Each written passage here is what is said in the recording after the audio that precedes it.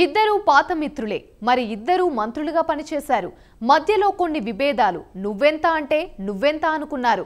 ఇద్దరిది ఒకే సామాజిక వర్గం, ఇద్దరిది నాన్ లోకల్.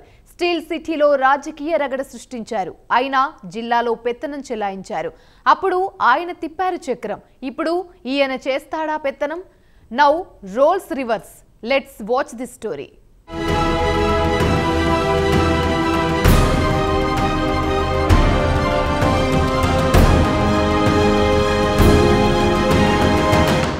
ఒకప్పుడు దోస్తు మేరా దోస్త్ అంటూ చెట్టాపట్టాలు వేసుకుని తిరిగిన గంటా శ్రీనివాసరావు, అవంతి శ్రీనివాసరావు తర్వాత ఇద్దరు వేరువేరు పార్టీలలో కొనసాగారు. నువ్వెంత అంటే నువ్వెంత అనుకున్నారు. ఒకరు బండారం, ఒకరు బయట పెడతామంటూ మాటల యుద్ధానికి దిగారు.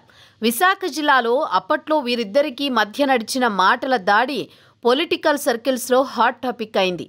వీరి మధ్య కొనసాగిన మాటల యుద్ధం రాజకీయాలు ఎలాంటి వారినైనా ఎలాగైనా మార్చగలవు అన్న భావనను కలిగించాయి.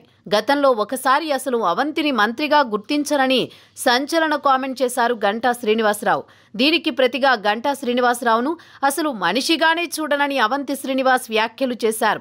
ఇంకా గంటా శ్రీనివాసరావు మంత్రి అన్న భ్రమలోనే ఉన్నారని మండిపడ్డారు అవంతి శ్రీనివాసరావు. తన జోలికి వస్తే విశాఖలోనే ఉండకుండా చేస్తానని గట్టిగా మాట్లాడారు.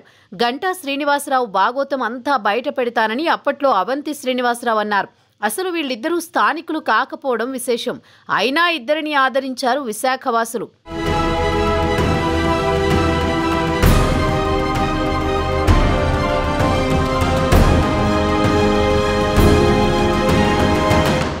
గంటా శ్రీనివాసరావు, అవంతి శ్రీనివాసరావులు ప్రజారాజ్యం పార్టీలో కలిసి పనిచేశారు. ఇద్దరు ఎమ్మెల్యేలు అయ్యారు.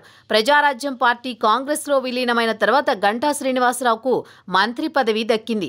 అసలు తనకు మంత్రి పదవి కోసమే ప్రజారాజ్యం పార్టీని కాంగ్రెస్లో విలీనం చేసే విధంగా గంటా శ్రీనివాసరావు ఒత్తిడి చేశారనే ఆరోపణలు కూడా వచ్చాయి.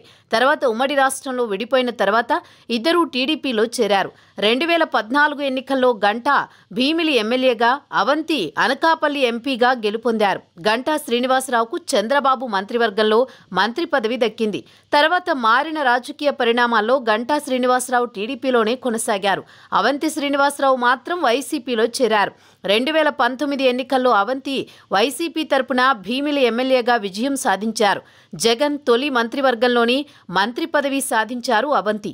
గంటా శ్రీనివాసరావు కూడా ఆ ఎన్నికల్లో విశాఖ నార్త్ నుంచి ఎమ్మెల్యేగా గెలుపొందారు. అప్పుడే ఇద్దరి మధ్య వైరం మొదలైంది. కొంతకాలం గంటా టీడీపీకి దూరంగా ఉన్నారు. విశాఖ ఉక్కు ప్రైవేటీకరణకు వ్యతిరేకంగా ఎమ్మెల్యే పదవికి రాజీనామా చేశారు గంటా.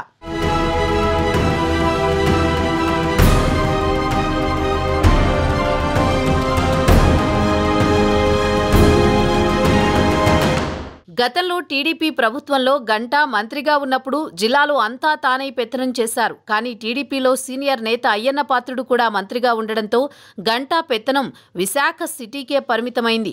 అవంతి కూడా వైసీపీ ప్రభుత్వంలో మంత్రిగా పనిచేసి చక్రం తిప్పారు.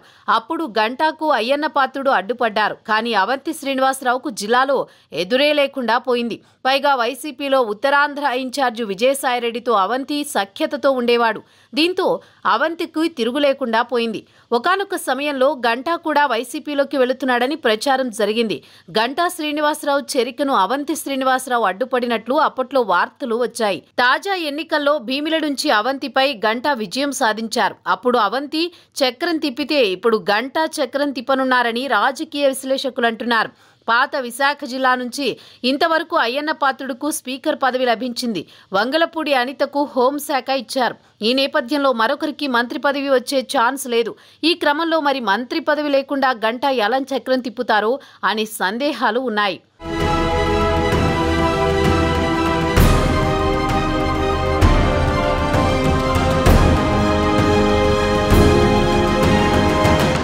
ఏది ఏమైనా అప్పుడు అవంతి శ్రీనివాసరావు మాదిరిగా నేడు గంటా శ్రీనివాసరావు అధికారాన్ని చెలాయించే అవకాశం ఉందని తెలుస్తోంది.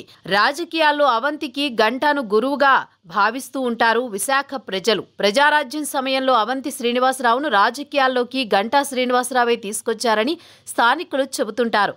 చూడాలి మరి ముందు ముందు గంటా శ్రీనివాసరావు పెత్తనం ఎంతవరకు ఉంటుందో.